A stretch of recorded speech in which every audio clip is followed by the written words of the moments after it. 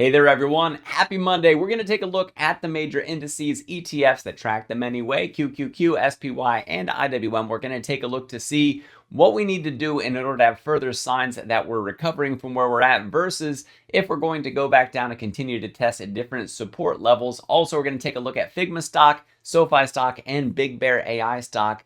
In this video, we'll wrap things up with BBAI stock. I think you're going to enjoy what it is that I have to tell you about them, and we'll see how things shape up for us. Plus, we have an important catalyst for BBAI, at least a potential one, coming up after the hours today. By the way, guys, code word doctor when you sign up for the Discord down in the description if you want to see more technicals and any transactions that I would make regarding any of these and other securities that are out there. So let's put up the charts here for you. Here's QQQ. And I think one of the most important things that we want to look out for is this 20-day moving average. So we came out of this rising wedge pattern, which is a bearish reversal pattern. Yeah, we dropped out of it, but is it going to hold? Well, one of the first things that we want to look for is this 20-day simple moving average. It's on here. It's also near the 21 EMA. And if we put up the EMAs just for a moment here, you can see a little bit more of that. There's the 21 EMA, and you can see we got rejected off of it. Plus, we're down below the 5 and the 13. So what that could indicate is just maybe a little bit of near-term weakness. We're recovering pretty well during the pre-market, being right back up near that 21-day EMA. So watch for a push back up above those. So because the 20 SMA is higher, sitting on top of that for a close is going to be great for us. Anything down below it could indicate that we have a little bit of further near-term weakness. The RSI is down around 48. When we move over to the SPY, we're actually sitting on a support trend line going across. I'm going to put that back up for you for just a moment. We closed just a little bit below it, bouncing a little bit in the pre-market hours. If we put up the simple moving averages on here, once again, we sit still south of the 20-day EMA. That's that blue line that's coming up across your screen. So we want to get back up on top of that and hold on to it as support so we can continue that climb northward. If instead we happen to sell down from this, the 50 SMA is all the way down here, and the 50 EMA also happens to be close by, right around 610 to 612, which would coincide with these previous peaks that we have over here. So if I were to put a horizontal line on here, that happens to be at about 607, put another one right here, that happens to be at about 610. And that's really darn close to those 50s. So if we were to push down through supports and lose those, I think that we'd really catch on to some very solid footing right around there. So things feel a little bit scary or dumpy for a moment. Just watch for that. There's a very good likelihood that support's going to hold right around there anyway.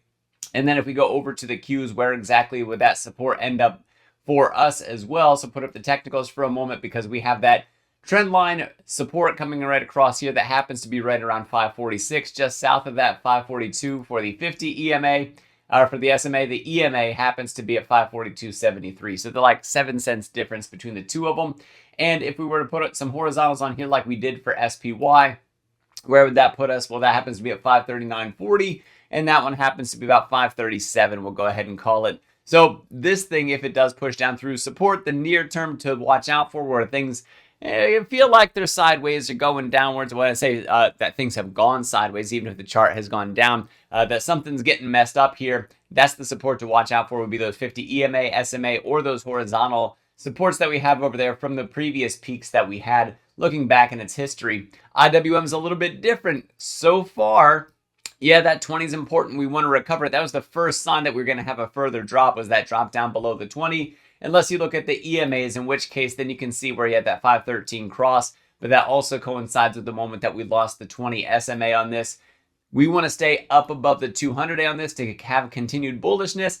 And we're at that golden cross moment. Darn it, if this couldn't be a wild opportunity for us, if the markets recover well for us from here. Still very excited about IWM, even if we have a little bit of de-risking in the meantime. We pulled back to this yellow trend line that we have on here, which is part of a massive bull channel that we look at. Things seem to fall apart for us above the red trend line. They come to life down below the green line. So it died a little bit, came back to the yellow. If we pull back to the white, that's where I think some serious opportunity would come in. And we could still definitely bounce around here up to the red if the market continues its strong bull run in the meantime. So I'm going to move over into the stocks. We definitely want to hold on to that 200-day for IWM. That's going to be the first thing. Then we want to overtake that 20. If we lose the 200-day, well, then we got to watch out for hitting our heads on it. and selling off further from there. We have some macro conditions that might warrant that we have a little bit more de-risking to happen. We're just going to have to watch and see as the days go by. This could be a nice, decent week for us, recovering a little bit of what we gave up last week. So we're going to get into Figma stock, we're going to get into SOFI stock, and Big Bear AI. I wanted to cover the overall, the major indices. Anyway, I wanted to cover those just because they are going to influence what we see happening here. So for Figma stock, which I put this out this morning over at the Discord. So even though it's going to be probably around market open by the time you see this video, look at the daily chart and notice that there's not a lot to see other than green and red.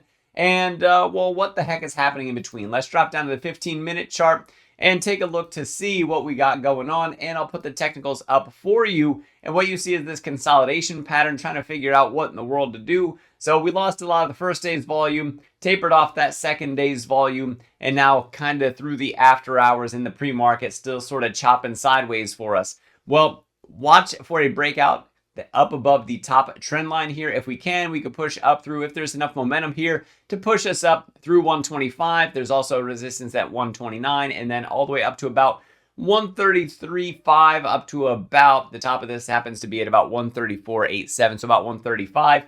That would coincide with this symmetric triangle pattern that we have here if we break to the north. If we break to the south on this thing, we have support around 110, and this also points to support also happening to be a psychological support around 100, all the way down to about 98 is what we're looking at if we move to the south side of this anyway. I will say, based on the bottoms and the buying pressure that we saw back here on Friday, if we pull back to 110, that could be a triple bottom type scenario that we want to really push back up through. We could find a significant bounce happening from there, and then we want to get back up on top of this trend line. Support right now that would turn to resistance if we were down below it. Sitting on top of both of those could be enough to really keep propelling us upward. So watch for solid support happening to be right around 110. For SOFI, SOFI actually has a battle going on right now. For its battle, that battle is over $22 per share. So coming across the screen this way is the current trend line that we're finding for support. And you guys can see the massive selling pressure that we got to the north. And that came from some of the other technicals that we had out there that people were anticipating. Lots of sell orders happening right around $25 per share, on top of the fact that there was a capital raise for $20.85. And I've shown that. If you go back and watch my videos on it, I go back and explain that. Said we're probably going to find support down here. So far we did. So far for SOFI, once again, that battle, we seem to be centering around right about $22 per share. Sitting on top of that is going to be massive for us to get some upside and overcome some of this selling pressure that we saw before. And you can see as we continue to hit this trend line that we're starting to get that support coming in right off of this one. And that one can be drawn going all the way back to the first touch on this is on March 11th. And we came back and found it as resistance on April the 29th.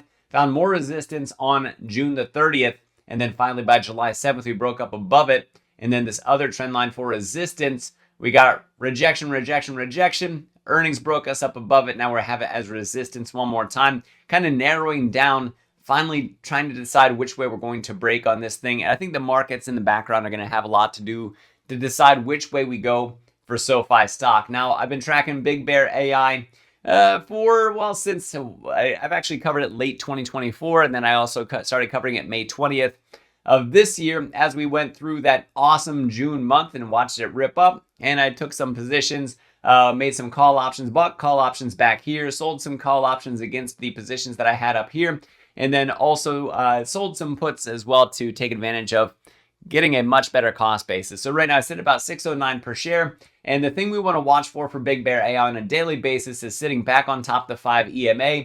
The fact that we caught support right around the 50 EMA is a good thing.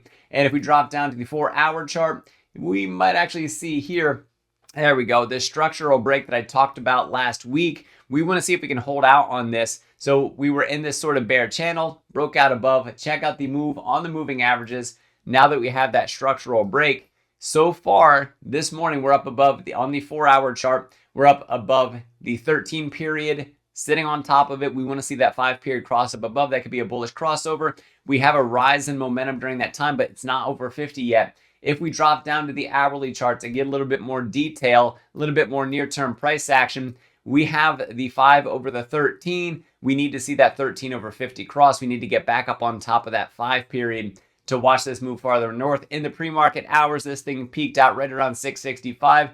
Which happens to be in this area of chop that we have to the left. So if I zoom out this way, you guys can see that this is a very contentious area that we happen to be in. And if I put up the other technicals that I have for this, it does happen to get a little bit messy. Okay, maybe it gets a lot messy. Let me take that other stuff down for you. But what I want to show you on this is that we actually have, we'll take that stuff down. We have resistance just to the north of this.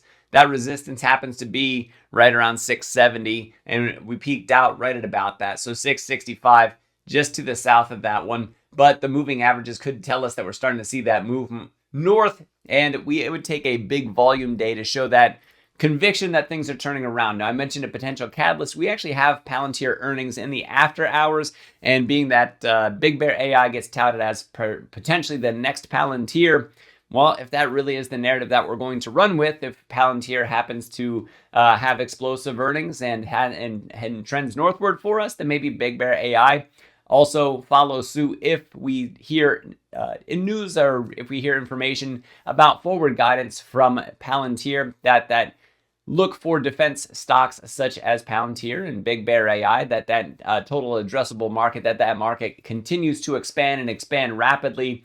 And of course, Palantir is going to have their own part of the market for that, which is a much bigger part, plus they're a profitable company. And then it's like, okay, well, does Big Bear AI then stand to capture more of that market share? If that answer is thought to be yes, or if we see that Palantir ends up going strongly positive and in ways based on news or guidance or results that could hint or indicate that Big Bear AI could also be a positive recipient for something like this, that they could fill out more of their revenues and hopefully show some scalability in terms of, okay, well, are we getting less of a loss now, or are we seeing no scaling effect take place between increased revenue, but it's still not really resulting in the bottom line, that they just keep on losing money because the scalability is just not there? We need those questions answered when Big Bear AI's earnings come out. And I believe that they're on the 11th of August here. Let's go out to the daily chart on this, and we'll click on this. There we go, the 11th of August in the after hour. So next week, next Monday. So we have a lot to look forward to. So first of all, right now, the technicals are looking half decent for keeping things turning around for Big Bear AI stock. It could be a green day for us as far as that's concerned. Palantir earnings are going to be the big thing in the after hours, though, unless we have other news that drops between now and then that I don't think anybody could anticipate. So with this next week, it's going to be a big week for us. It's going to be a pretty critical week for us. We have the market, which we had a big old engulfing candle, red candle day on Thursday into a market drop on Friday. Now we got to get back up on top. A couple of different moving averages, and so far the pre-market is giving us some hope that that's going to happen. We also have enough macro going on right now that, well, could it be a questionable time that more de-risking is merited? And so I think we're going to get some of that answered throughout this week as we watch and see what happens centered around those different moving averages that I discussed, the 20 days, the 200-day for IWM. And then we want to also watch how that impacts some of our favorite stocks that are out there. I know there's a lot of hype around Figma right now when I gave you those technicals. SOFI, we're trying to answer that $22 question. Is it going to sit on top of $22, or is it going to further reject and then lose that structural trend line that we have across the bottom that I showed you? If we lose that bottom trend line, we could see some better prices coming in. When I say better, I mean from an investment standpoint for SOFI, if you believe in its long-term potential. I'm still working on some research and putting together some numbers to see about that $100 SOFI. Is the potential there? Will we hit it in 3 to 5 years? Subscribe to the channel if you want to see that update as it comes out, and I'll answer that question. Do I see it? Yes or no? I do believe that there's a path to get there. And the research says, okay, well, how likely is that path, and what does that time frame really look like beyond just some vague speculation on that? So then Big Bear AI stock, I got my fingers crossed. I think earnings could be really exciting, and that's why I keep on tracking this right now. And hopefully we get some excellent guidance coming out of that they're going to hit some major revenues, and hopefully it turns into scalability where profit's concerned. Guys, let me know what you think down in the comments of this video. Otherwise, I'll see you over at the Discord. Make sure that you use code word doctor. It expires today. After today, that code word no longer works. And then there's also some coursework if you learn technical analysis like you see here. If you want to learn about technical trading, use the bread recipe. And then also if you want to learn about Options trading, there's some coursework down in the description through Stockmo Academy. Take advantage of that. Code word doctor also works for that. That also does expire soon. I'm not sure if it's today for the coursework, but code word doctor will save you a ton when you sign up for those courses. It is a one-time fee, lifetime access deal. Bundling the two courses together also gets you a bundle discount, guys. Thank you very much for watching. Let me know what you think of those stocks. Let me know what you think of the markets. I am Dr. Stock, Doctor of Education. Remember, my friends, that learning is earning, and we'll see you next video.